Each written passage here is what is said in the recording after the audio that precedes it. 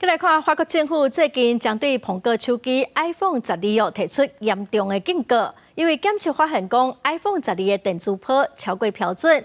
法国当局是要求苹果公司在法国停卖这款手机，针对已经卖出去的 iPhone 12嘛爱做调整来降低电磁波的影响。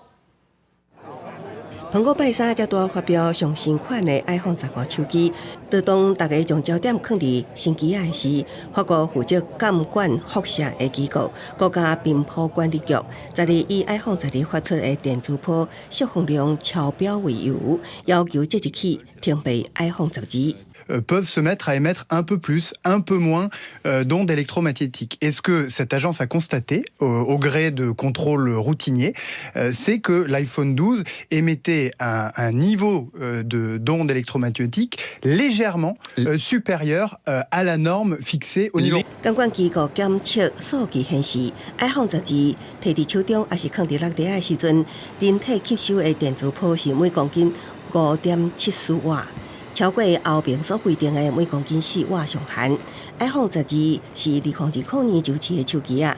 苹果公司虽然对这项数据表示积极，但阁强调会继续甲法国政府合作。 Alors oui, ça m'inquiète, et d'autant que je suis iPhone friendly depuis 12 ans, 13 ans. J'ai jamais eu trop cette sensation, ce problème-là. C'est vrai que souvent j'utilise des écouteurs plutôt que de mettre directement le téléphone là. Là, ça m'inquiète, oui, parce que déjà j'ai pas envie de le garder. 真侪国家的监管机构拢会针对手机啊电磁波量设定限制，防止对健康产生负面影响。不过，世界卫生组织也讲到，经过大量研究，目前犹原无法证实使用手机啊会对健康带来不良的影响。